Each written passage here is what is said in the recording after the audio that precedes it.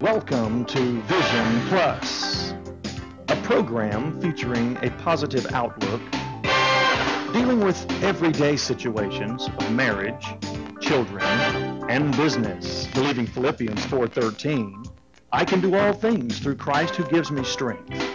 Teacher, author, speaker, delighting audiences from New York to Sacramento with a heart and message for the people today. Bonnie would like to remind you of the 800 number on the screen. Please feel free to call at any time throughout the broadcast and share your concerns. Leave your prayer request and someone will pray with you. And now, teacher, author, and speaker, Bonnie. Hello and welcome. This is part 2 of Harry Kibler that is actually from Greenville, South Carolina, and he is the founder of the Rhino hunt. Now it's 2010, but I think he started it some time ago. It's a very similar to the Tea Party, but a little more specific, maybe not quite as broad-based. But one of the things that he does is he is very passionate about us learning the Constitution. What is it in the Constitution that makes our country so great? These were people who were farmers primarily that put together this Constitution that we've lived for a couple hundred years under. And the people, Tony and I have gone around the world, spoke around the world, and the one thing we noticed, they want to come to the United States because of the freedom that we have. One of the things that we do is the International Services Council that we've been a part of in OIP in Huntsville, Alabama, that we have educators and people to come from all over the world because they want to learn what's going on in America. And our daughter was a Russian interpreter and took 1 million Bibles to the former Soviet Union and people, and she was killed. And so this has led us into our passion. If we can get together, last week we had people from Malaysia, Israel, Laos, and let's see, other countries. And today we have people coming in that we're supposed to be house parents to, from Indonesia and the Philippines, and people around the world are just want to come to the United States, see what's going on. Our friends that were in the Air Force that lived in England, they said that when penicillin came out, they weren't allowed to use it because they hadn't used up all the sulfur yet. And we have friends in Canada that come to the United States and pay for, though they have socialized medicine, they come and they pay for operations and things that we can do in the United States because they don't have that available in countries that have socialized medicine.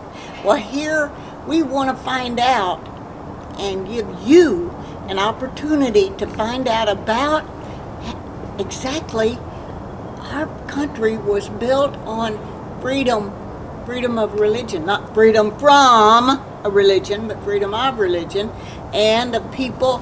All of this was set forth in the Constitution. And here's your opportunity. I don't think there's a charge for it because this man, Harry Kibler, has actually paid for this program. And tell us a little bit about the program that you're doing and willing to come to Alabama to get us off the seat of our pants and sofa and doing something. To start the rhino hunt in Alabama, and then we're going to start with the Constitution. Tell us a little bit about what program you use, DVDs, whatever. Yes, ma'am.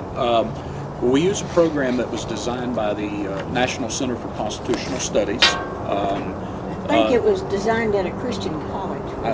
It is definitely a Christian-based education, and the training materials is made so easy that just about anybody that has a desire to learn it can end up turning right around and teaching it through the materials. They're pre-made materials. I did not design it. I wish I had thought of it 30, 40 years ago, but I guess I was still riding a bicycle with training wheels back then.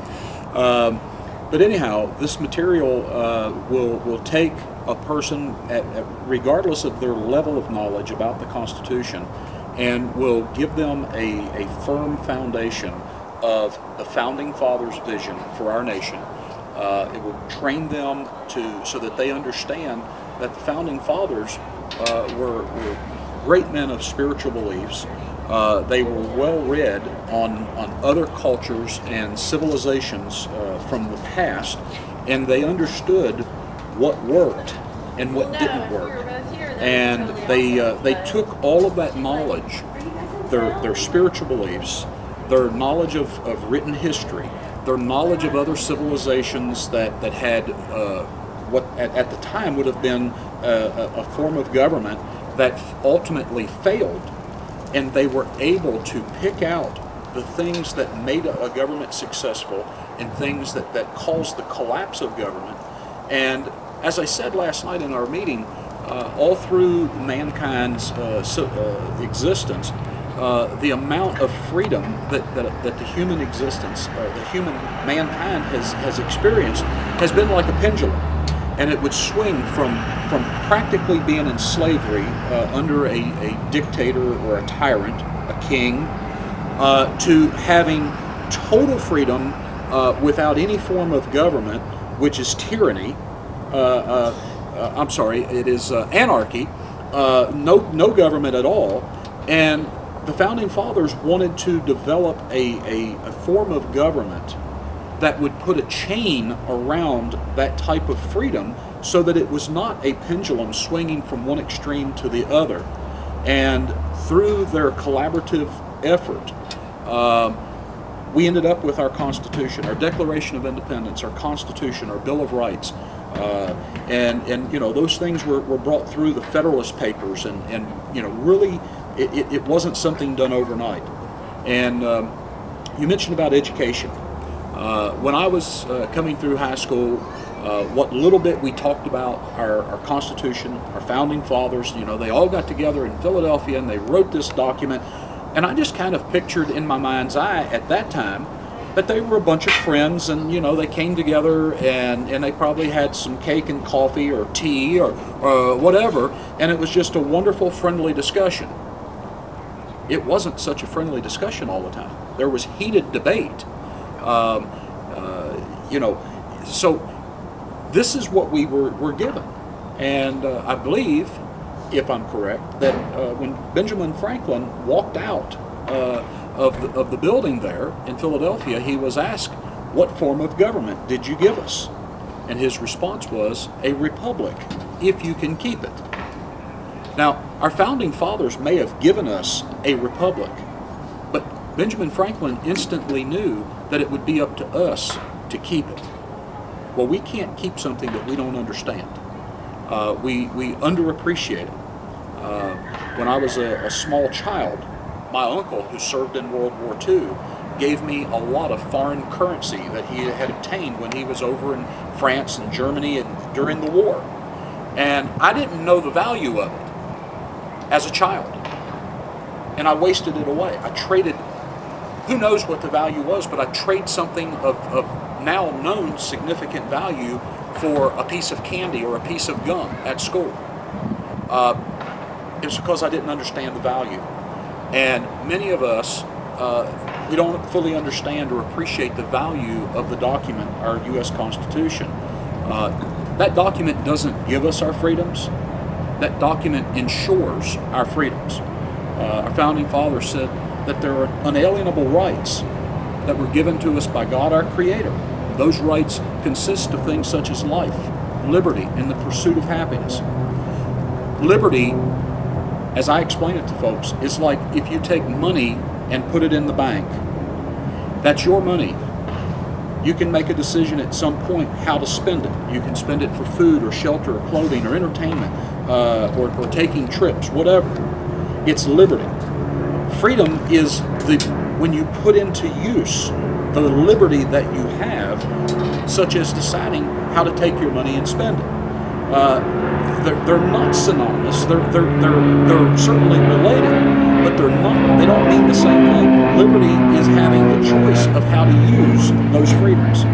So I am very passionate about expanding the knowledge of our brothers and sisters in this liberty movement, the Tea Party movement, and it started locally offering classes on the Constitution using the materials that were designed and put into practice by the National Center for Constitutional Studies, and we're having great success with it here locally. Started out in one county. I think we've got folks in about 7 different counties just here in South Carolina that are going to start teaching these classes, and we're going to keep pushing these classes out further and further till we have every county in the state covered by these classes. And when you folks showed up at our meeting and indicated that you would be interested in doing the same thing in your area of Alabama, I'm just excited about the possibility of helping you to do that. With the people that are going to say, hey, I want to learn more about our Constitution, I'm sick of them telling me what it says. It's like my friend said she wasn't allowed to read the Bible because she had to take it from the ones over them. And lo and behold, home in, Tony says on the training of material and how it's taught. Okay. That's what we want to do. But I want to be able to read the Bible myself. I don't want someone, and also I want to be able to use the light bulb of wattage that I like to use. Yes. There's so many freedoms that I don't want taken away from us. So tell us, as Tony has said, how the training about the material and how it's taught. You can be involved in. Absolutely, and we hope you do get involved in. At our classes, we start our classes. We have, of course, opening prayer, asking God to bless our efforts, give us a clear mind that we can learn these principles of freedom. We have an outline of what we're going to cover during this lesson. These are the objectives. This outline, as I've said, was created by the National Center for Constitutional Studies, but I as the person who is facilitating the training, I read those objectives. I actually make copies of those and give to each person in attendance so that they have those. After we've reviewed what the objectives are, we actually start a video. Now, this video could be shown, as I do it, by a projector on a wall. You can get a really, really large, like going to a movie. It's basically a movie theater experience. That's perfect if you have a large group of people that you're doing this training for. We have anywhere from 70 to 75 folks in a class, which makes it a little bit too big to be able to watch it on a television. But you can do this with a group of 3 people, a group of 10 or 15, and you can adapt it. If you've got a smaller group and you've got a large screen television in a home or in a church or whatever, you can adapt this. So we'll watch the training off of the movie, the DVD. At the end of that lesson, we will stop the movie. Then, as the facilitator, I will get back up in front of the class and actually go through those objectives, and we will ask questions about what was the Founding Fathers' vision for, this question. One of the things that just sparkled to me was the understanding of the difference between ruler's law and people's law. Well, go ahead and tell us. Well, it was a light bulb moment for not just myself, but the folks that attended this class. When we really started understanding the difference between ruler's law and people's law. Ruler's law, it seems very easy to understand that there is a ruler, such as a king, a dictator, a tyrant, or maybe a small group of very influential, or a president, and they force, against the will of the people, they force laws onto us that we do not think are right, that they violate our rights to life, liberty, and in the pursuit of happiness, but they force those laws onto us. That is the exact opposite of people's law. Our Founding Fathers understood that for a form of government to exist, the people have to have a desire to be governed. The government exists at the realm of the people, and we have the right as the citizens to say what laws we will abide by. Now I know that that's contrary, but when the people, we understand both from a spiritual standpoint and just a human standpoint that it's wrong to steal. So we created the law. The people of this nation created the law that said we're not going to allow stealing. If you go out and rob a bank, a store, you steal from somebody. Of course, that came originally from the Bible anyway. Absolutely. God, our founding fathers used the precepts and the principles of Scripture to create our laws. But we voluntarily, we gave them the right to enforce those laws. So everybody talks about the national health care. Most Americans are against that form of health care. It robs us of our rights. Yeah, I want to choose my own doctor. Exactly. And I don't want to be in a position where at some point me or my mother or someone, they say, well, that person's too old, we're not going to invest money into their health, we're going to let them go ahead and pass away. That's a violation of our rights. But we're living more and more under ruler's law of having things forced upon us. You mentioned about light bulbs. That I could take an hour to go into expanding that as to how that is going to cost the American people lots and lots of money. Because as what I do for a living, I know that starting in January, there are going to be a lot of things besides an incandescent light bulb that are outlawed.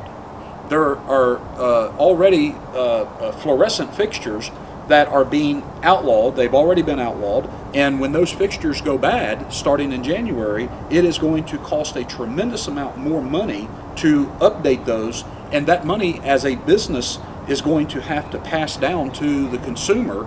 So it's far beyond just residential being able to screw in a light bulb. So anyhow, back to the training. At the end of each lesson, there is a prepared quiz that the folks in the class can take, and it helps them to see out of that particular lesson what they picked up the first time and what they missed. And there's a book that goes along with the class called the 5,000-Year Leap. And I could go and spend a lot of time explaining the 5,000-Year Leap, but it's probably... Tell us about an overview, like 90 seconds. Yeah, overview of the 5,000-Year Leap. For the first roughly 5,000 years of documented human existence, mankind lived about the same for 5,000 years. Not much changed. Medical, transportation, being able to survive. And then after about 5,000 years, something happened. And it's what the premise of the book, the 5,000-Year Leap, what happened was the American Revolution, and understanding that the freedoms, the inalienable rights that were given to all mankind by God our Creator, and we put a chain of bondage around those freedoms and said, these things will not be messed with. Well, that allowed the newly formed nation to expand and use all of their God-given talents, and using those talents unhindered by government allowed us to become the most prosperous nation. It allowed us to become the nation that set the standard for medical care, for education, for everything, industrial, you name it. So our freedoms that our founding fathers fought for, and at my fifth great-grandfather, Henry Kibler, at his headstone is a little memorial that says Revolutionary Patriot. So I am a son of an American revolutionary patriot. The 5,000-Year Leap goes into great detail about how the founding of our nation had an impact on the entire world, and how our freedoms were able to influence other nations and bring them along as well. And so that's what the book is, the 5,000-Year Leap. That's where it got its title. But we use that book as part of our training. So if by taking the quiz at the end of a lesson there was something you missed, you can go back into the book on your own study time and pick that up and get a better understanding for it. You can also be the star of the class by looking at the next lesson ahead of schedule and getting a little better understanding before we even do the lesson. And it's just a remarkable thing to have a room filled with true patriots, Tea Party members, Rhino Hunt members, all sorts of people that are not even members of any organization that will come to these classes, and you start seeing those light bulb moments when all of a sudden they're saying, well, wait a minute, that violates our Constitution. That's where we need to get. I just love those light bulb moments. I was a visiting professor over in the Philippines, and you could see it in their eyes. Yes. And now, their body language. I did have to have a bodyguard while I was there because they wanted to kidnap me and had to pay. Tony'd have to pay $10,000 or more for getting his wife released. I said, Tony, would you like to pay the $10,000? He said, nah. Let me think about it. Let me get back to you on that one. Maybe I'll give him $10,000 to keep you. But they're so hungry for education. Right. And most of these countries that come over here, they're like the biggest sponge in the world. Dry sponge. And they not only the ones in my class, but a whole, it was everything from freshmen to seniors in a college, Urios College and also Normus's.